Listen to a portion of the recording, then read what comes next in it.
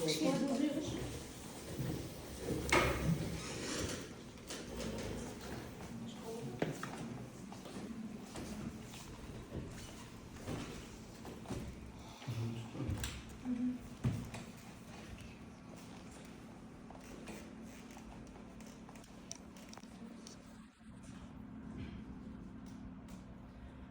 күн, құрметті Батырауылдық округінің тұрғындары, қоғамдық тыңдауға қатысушылар. Кезекті қоғамдық тыңдау Юпитер Энерджи компаниясының филиалының қоғамдық тыңдауларының тақырыбы шығыс кен орындарында тереңдігі 3,5 метрлік нөмірі 17, 18, 20, 21, 22, 23, 24, 25, 26, 27, 28, 29, 35-ке дейін пайдалану ұйымдарын салу арналған топтық техникалардың жобасы. Шығыс аққан кен орнында нөмірі 53-1 ұңғымасының кездесу әдісімен берілген ақпанда бұрмалауға арналған жеке техниканы жабдықталып түзету. Солтүстік аққа кен орындарында қоршаған ортаны қорғау бөлімдері бойынша баяндама.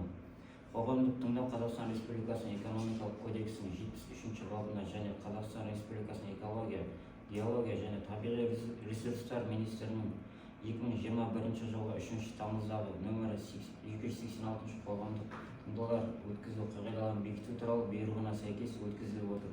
Қоғамдық тыңдаудың төрағасы Біләл Алпамыс хатшы ретінде Үмбет Айзада кандидатуралар ұсынылды. Қарсылықтарыңыз жоқ па? Жоқ.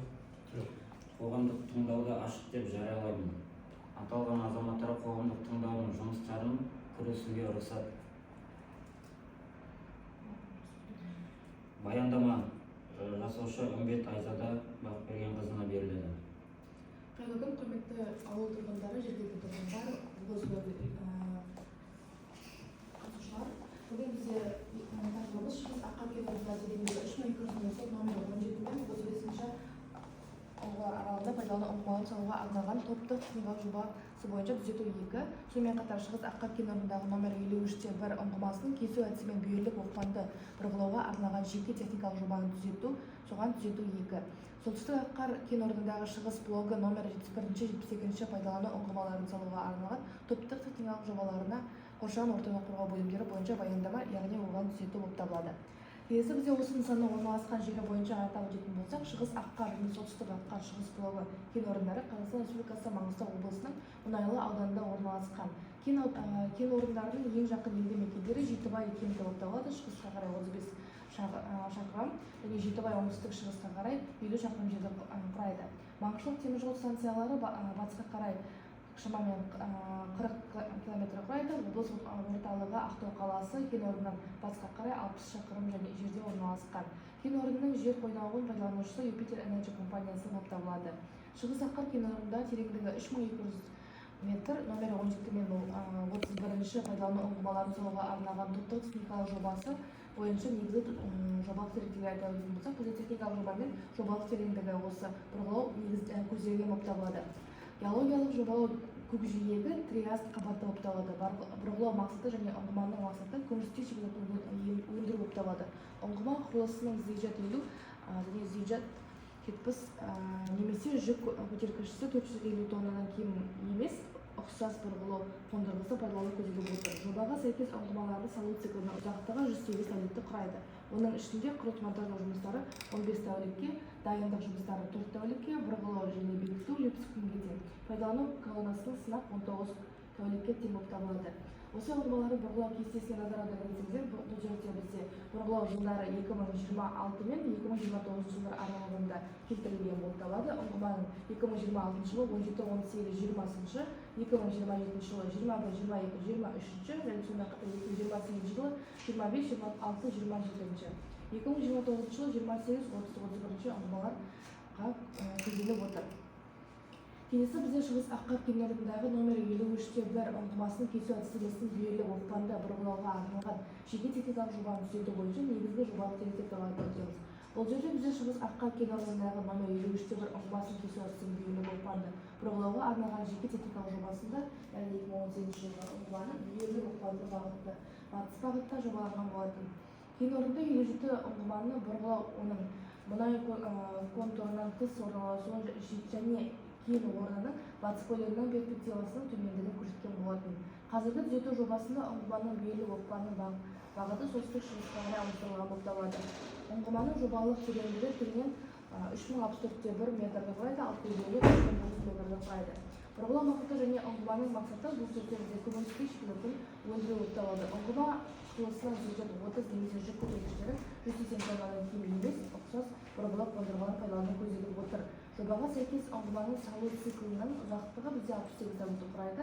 Соның ішінде құрылыс монтажы жұмыстары 15 күнді, дайындық жұмыстары 4 тәулікті, бұрғылау және бекіту 30 күнге, пайдалану пландасын сынақ 19 тәулік айтып өткенімізде. Келесі бізде осы солтүстік Аққан кен орнындағы шығыс блогы номер 71-72 пайдалану ұңғымаларын салуға арналған топтық техникалық жобасы бойынша негізгі деректерді айтатын болсақ, бізде техникалық жобамен жобалық тереңдігі 3200 метр болатын 71-72 пайдалану ұңғымаларын бұрғылау көзделіп отыр бізде. Геологиялық жобалау көкжиегі триас қабаты болып табылады. Бұл жердегі жобаға сәйкес ұңғымалардың салу циклінің ұзақтығы 108 күн. Соның ішінде 2026 жылы номері 71-ші ұңғыма, 27-ші жылы 72-ші ұңғыма болып табылады.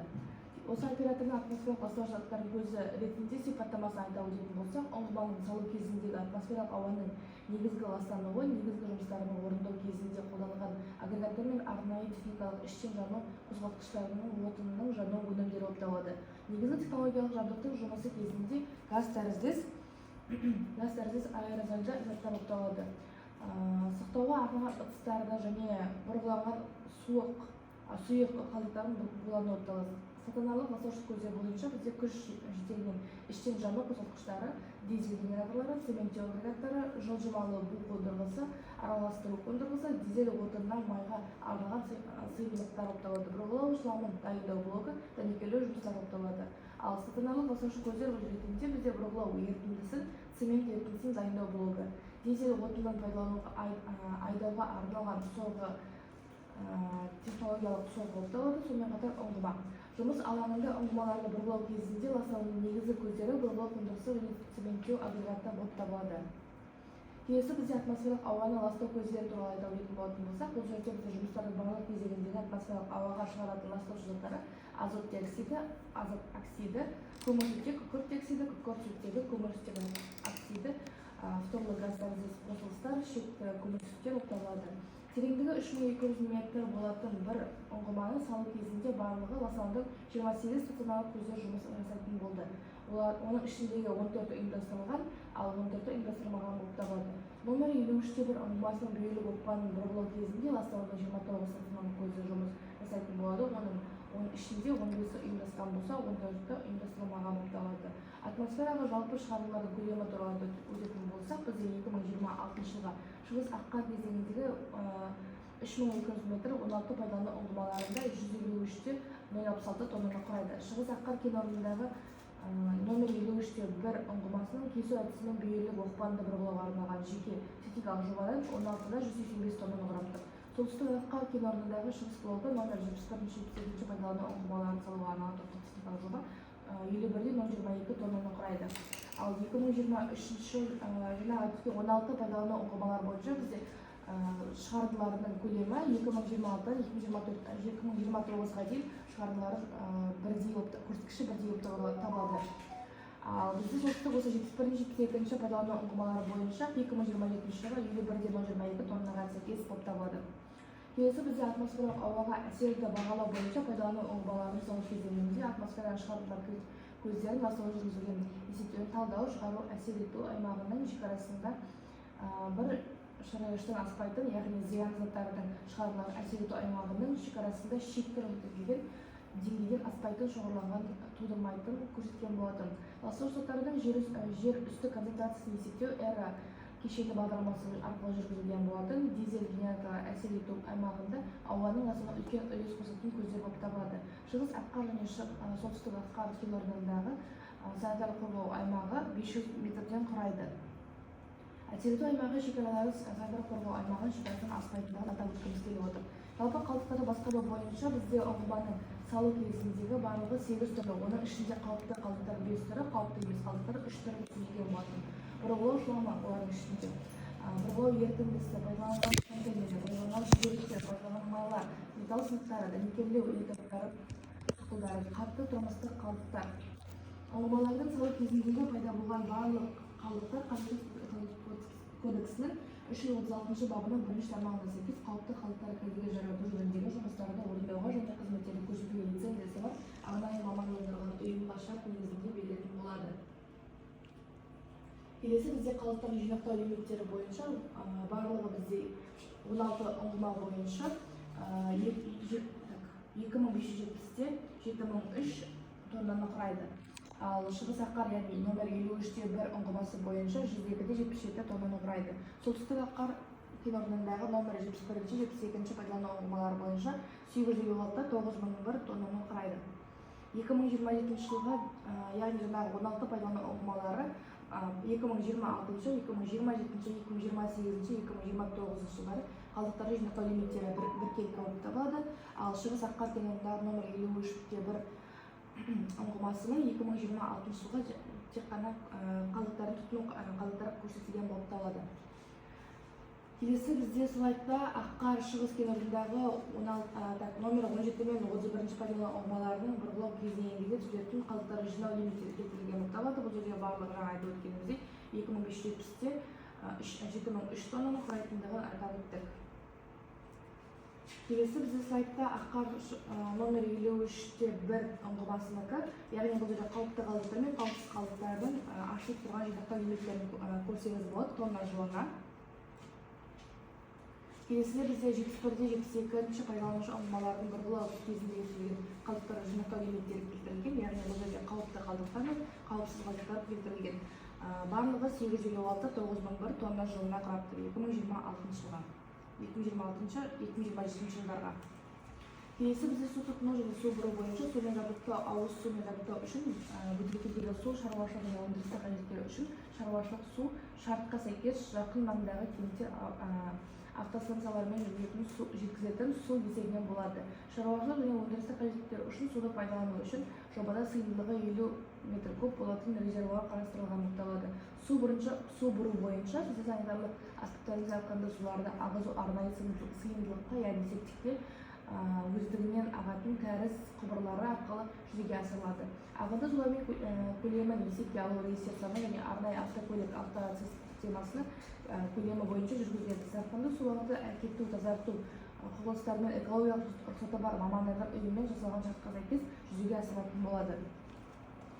Мына сайтқа назар кетсеңіздер, бұл жерде бізде су тұтыну және су бұру бойынша судың шығыны, яғни 16 пайдалану ұңғымаларына 53-те 1 ұңғымасына, сонымен қатар номер 71-ші 72-ші ұңғымаларға сәйкес, яғни 2026, 2027, 2028, 2029 жылдарға келтірілген болып табылады.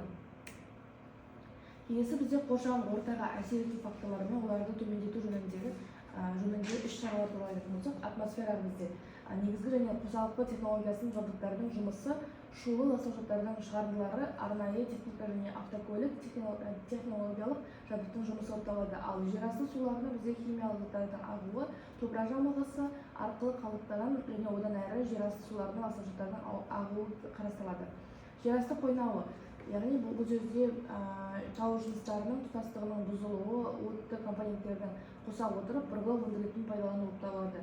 Топырақ жамылғысы бойынша айтатын болсақ, механикалық бұзылуы, химиялық ластану, өсімдіктер механикалық әсер, сонымен қатар шөп жамылғысының жойылуы болып табылады. Ал жануарлар әлемі бойынша бізде мазасыздық факторы жұмыс істейтін механизмдердің шуылы. Сонымен қатар халық денсаулығына және әлеуметтік экономикалық жағдайға ластау заттарының шығарындылары болып табылады. Және де тегіс технологиялық әсерді төмендету жөніндегі іс-шаралар атмосфера бойынша қозғалтқыштардың жұмысы үшін атмосфераға зиянды заттардың төмендеу мақсатында сапалы сертификатталған дизель отынын қолдану, жабдыққа жоспарлы профилактикалық жөндеу жүргізіп отыру, сонымен қатар шаруашылық тұрмыстық ағындарды пайдалану, септикке жинау, кейіннен тазарту құрылыстарын шығару болып табылады. Отты қоспасыз соруды қиындататын жуу сұйықтарын пайдалану. Сонымен қатар осы қолданыстағы және бөлінген жолдар бойынша ғана жер үсті көлік түрлерінің қозғалысын жүйелі және жүзеге асырылуы болып табылады. Техникалық қалпына келтіруді жүргізу және жануарлар дүниесін қорғауды насихаттау бойынша біз насихаттау, кен орнындағы автокөлік қозғалысының жылдамдығын шектеу және түнгі уақытта қозғалыс қарқынды төмендету, ал өсімдіктер бойынша бізде бөлінген жолдар бөлінген жолдар бойынша ғана автокөлік қозғалысын жүргізіп отыру, арнайы контейнерлер қалдықтары бөлу, өндіріс және тұтыну қалдықтарын арнайы жабдықталған полигондарға көму болып табылады. Егер де қорытындылай келетін болсақ, бізде қарастырылып отырған жобада табиғи ортаның компоненттерін қолайсыз әсер ету көздері қаралды және олардың жобалық шешімдері іске асыру және қоршаған ортаға теріс әсерін төмендету үшін негіз болып табылатын табиғи қорғау іс-шаралар көзделген болып табылатын. Экологиялық бақылауды ұйымдастыру бойынша ұсыныстар берілді. Осы жобаларды көзделген қоршаған ортаны қорғау жөніндегі іс-шаралар Қазақстан Республикасының жүргізілген экологиялық талаптарға толық сәйкес әкеледі. Жобалық шешімдердің іске асыру кезіндегі жүзеге асырылған шешімдер мен қауіпсіздік шаралары жұмыстарының қауіпсіздігін қамтамасыз етеді. Персоналдың денсаулығы мен қоршаған ортаны қорғауға кепілдік береді. Авариялық жағдайлар туындаған жағдайда оларға тиісінше және уақытылы ден қоюды жүзеге асырады. Жобаны іске асыру әлеуметтік экономика салада оң ықпал етеді деп күтілуде. Назарларыңызға рахмет. Осымен баяндаманы аяқтаймыз. Баяндамашыға ұсыныс пікірлер сұрақтарыңыз бар ма? Жоқ. Егер сұрақтарыңыз жоқ болса, тыңдауды жабық деп жіберейін.